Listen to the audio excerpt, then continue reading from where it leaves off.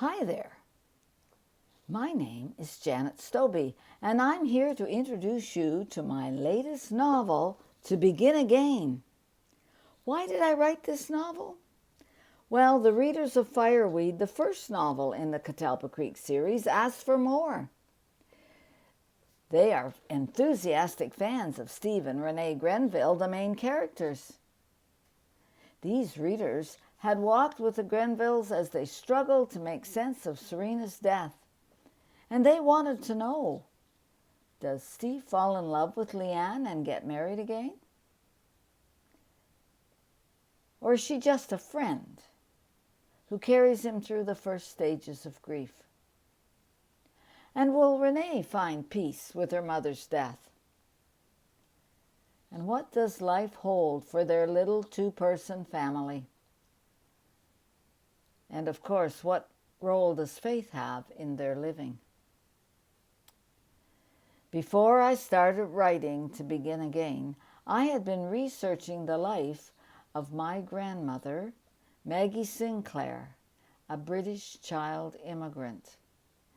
She arrived in Canada in 1908 all by herself at the age of 8. I wanted to write her story for my family and for posterity. At the same time, stories of new Canadians, especially refugees, also were on my mind. Since all of my writing, even my children's books, encourage my readers to be accepting of others and themselves, I believed it was important for the Grenvilles to grapple with the refugee issues. In To Begin Again, I have woven my grandmother's story through creating the long-lost fictional diary of the fictional character Nana Sinclair, Renee's great-great-grandmother. With the arrival of a Syrian refugee family in Catalpa Creek, the whole town, plus Renee and her father, are challenged by the parallels that happen with Nana's life. To Begin Again is an entertaining story, and it will keep you reading long into the night. There's romance and faith and tragedy and at times fear.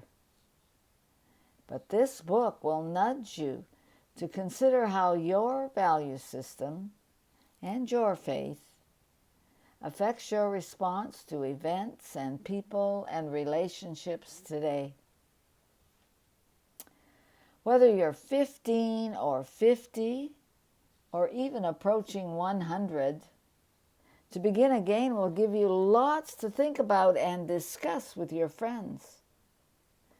And your book club or church study group will be very happy to find study questions right here in the back of the book. Now, I welcome you to Catalpa Creek as I read for you Chapter 1 of To Begin Again.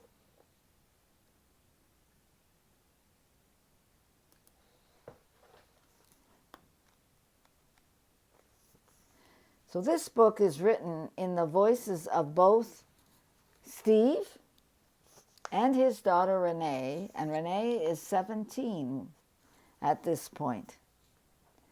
So in this first chapter, we hear from both Renee and Steve, and it's called A Chance Encounter, and it's Sunday morning, September the 17th. So we're going to start with Steve. I jerked awake. A fly buzzed across the ceiling. I yanked the blankets over my head. The buzzing continued. Too hot under those blankets. I pulled them off. The fly tickled my bare arm. Enough. Wide awake now, I hauled my body out of bed. 8 flashed on my clock radio. Too early. Church, well, my church meeting isn't until 10. I pulled on my robe. The fly made another pass. Of course, the swatter's in the kitchen. I trudged into the hallway, gladly leaving the fly behind. Downstairs on the kitchen counter, a package of thawed blueberries waited, purple blue oozing down the cupboard door. Right. Pancakes. I promised Renee pancakes. Well, a few swipes with the dishcloth, and the mess was gone. 10 minutes later, the pancake ready, batter ready. I called up the stairs to Renee. Time to get up. No answer. I yelled a second time. Still no answer. I ran up the stairs, knocked on her bedroom door. Pancakes in 15. Still no response. I opened the door. Her cat Ebony looked up at me from an empty pile of blankets. I checked the bathroom. Empty. Chill out, Steve. She's 17. She's an early riser. She probably went for a walk. I returned to the kitchen. Her baseball hat, jacket, and rubber boots weren't at the back door. I looked out the window towards the creek. No canoe. My stomach tightened. I wish she wouldn't just buzz off without a word. I started cooking pancakes. Each time I added to the stack in the oven, my frustration mounted. The last pancake was bubbling in the pan when I saw her pull up at the dock. She had a frown on her face as she strode towards the house. What's that about, I wondered. Her cheeks flushed from exertion. She opened the back door. Ah, glad you're up. Those pancakes smell very good. I took a deep breath. Thanks for the note you didn't leave me. Hope you had a good time. Ignoring my sarcasm, she answered, It's a beautiful morning, quite warm in the sunshine. And quiet, Dad. So quiet. Renee, you snuck out. Oh, Dad, take it easy. I didn't sneak anywhere.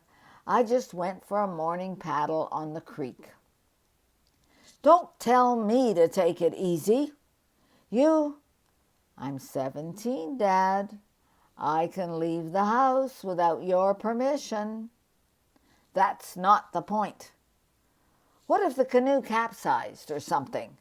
I didn't know where you were. I had my cell phone. I can call. Not if you lose it in the muddy creek bottom. She gave me a look I'd seen a lot of lately. Dad, don't be an idiot. A year from now, I'll be at university. You won't know where I am or what I'm doing. A year from now isn't the point. While you're living here, you're my responsibility. Come on, allow me a little independence.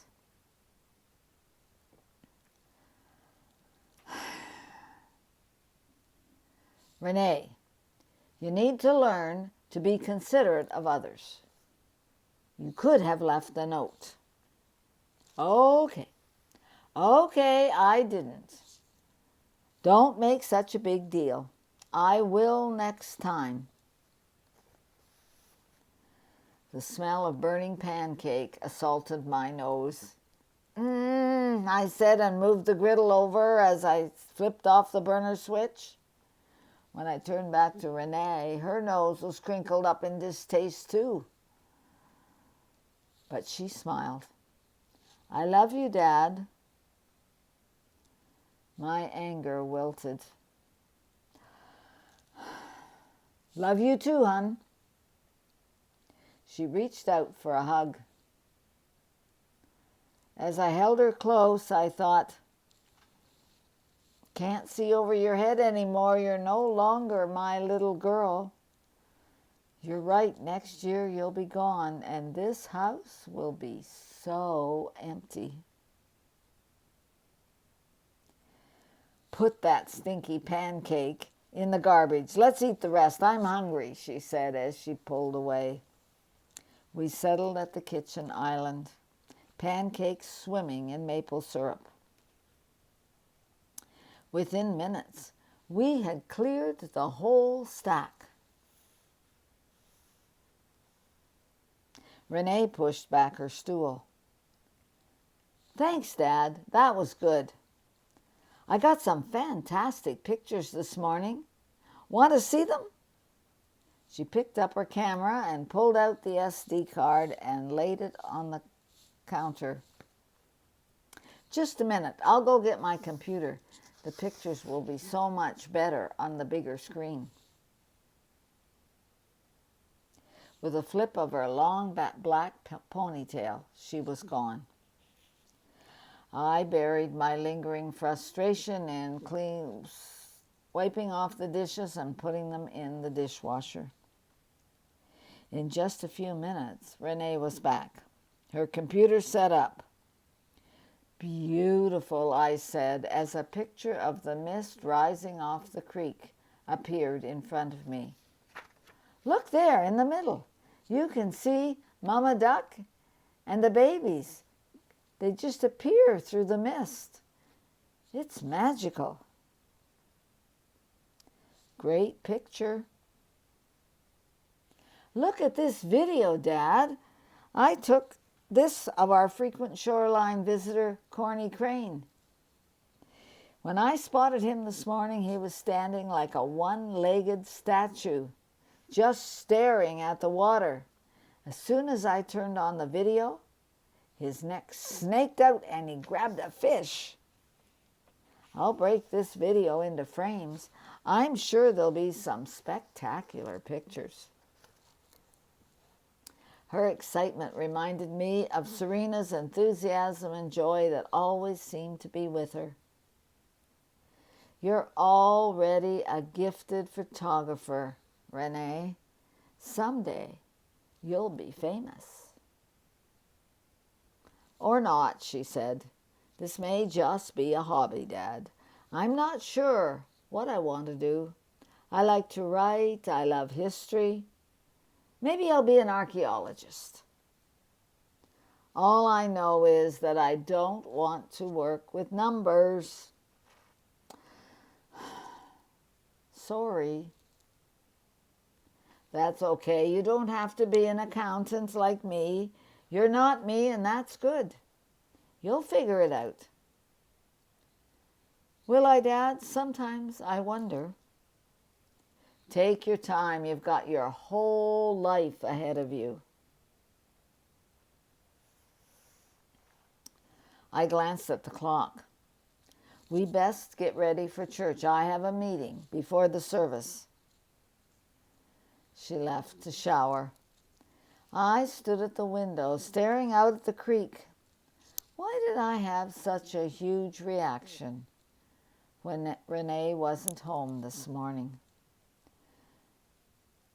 A gust of wind banged the canoe against the dock. It made me flinch. My mind went back to Serena, the night she was killed. She was late getting home that night. Once again, the policeman stood in the hallway. Is Serena Rushton your wife? There's been an accident, a head-on collision. She was killed instantly. I gave myself a shake. That was more than 2 years ago. It won't happen again. And then we go to hear from Renee. And she and her dad arrive at the church. Susie met us at the door, her curly blonde hair loose from its customary ponytail. I smiled and thought, my best friend, you may be small, but you sure are mighty. We are so different. I'm tall and willowy, and you're short and curvy. I guess that's just proof that God loves variety. Susie said, hey, Renee, I want to go to Jake's. Can we go there while our dads are at the meeting? Definitely. Let's go. As soon as we hit the street, I said, I sure had a creepy experience this morning. What happened? I woke up way early and decided to take the canoe down the creek. I needed some pictures for my project. You were canoeing already this morning? Really? Yes, really. Not everyone's a sleepyhead like you, Susie. Anyway, I found this neat spot. A tall willow tree had spread its branches out over the creek, just like a giant hand. My canoe slid easily through the curtain of branches into what felt like a secret hideaway. I reached out and gripped Susie's arm. You'll never guess who was sitting there. He'd built a campfire right on the creek bank. We stopped walking. Susie stared at me in anticipation. Who? Russell Carding, the kid who stalked me 2 years ago. He stood up when he saw me, Susie. He's huge, like a gorilla. What'd you do? I backpedaled out of there as fast as I could. He yelled, stop, but I didn't. I turned and tore for home. Look, I've got 3 blisters on my hand, and one of them is breaking. Renee, that's more than creepy. That's frightening. What did you say, your dad say, when you told him? I didn't. What? You didn't say anything to your dad? Well, no, he was already upset. He'd wakened early and couldn't find me. His imagination was working overtime. When I got back, he started right in about how I hadn't left a note. If I'd mentioned meeting Russell, he'd have exploded. Renee, I think you should have told your dad. Russell is dangerous. Well, I didn't. It was just a chance encounter. That's all. I started walking again, hoping to distract Susie. I pointed to Richardson's jewelry store window and said, isn't that the necklace that Rachel wore to the dance last week? The price tag on it is $145. Susie wasn't deterred.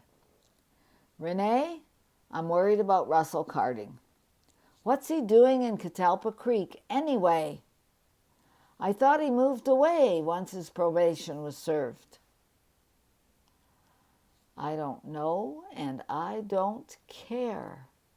He's just weird, and besides, he wasn't stalking me. I surprised him. Tell your dad, Renee. Give it up, Susie.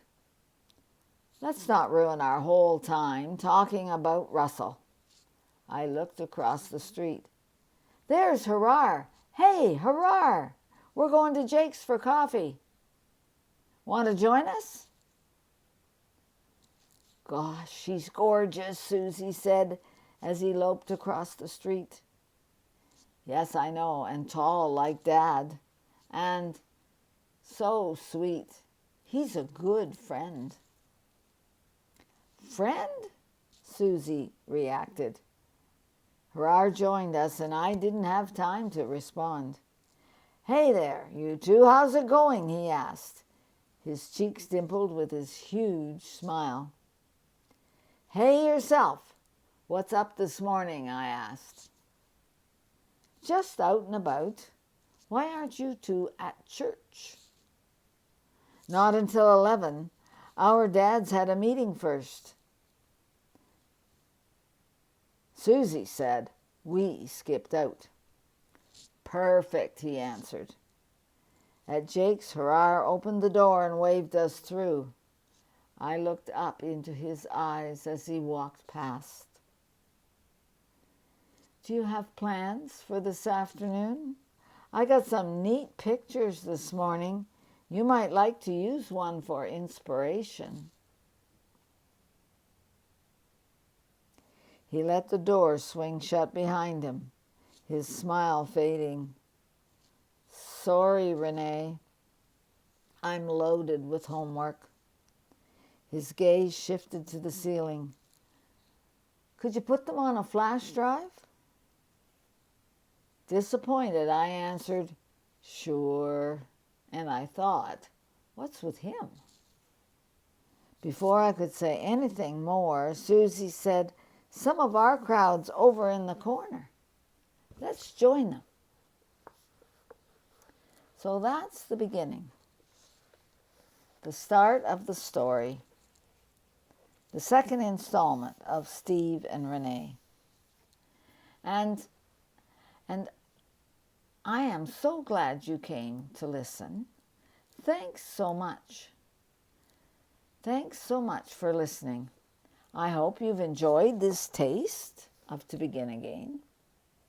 You can order it now from Amazon if you like. They sometimes have free shipping. Or you can just send me an email and I'll send you an autographed copy. info@janetstobie.com. Bye-bye now.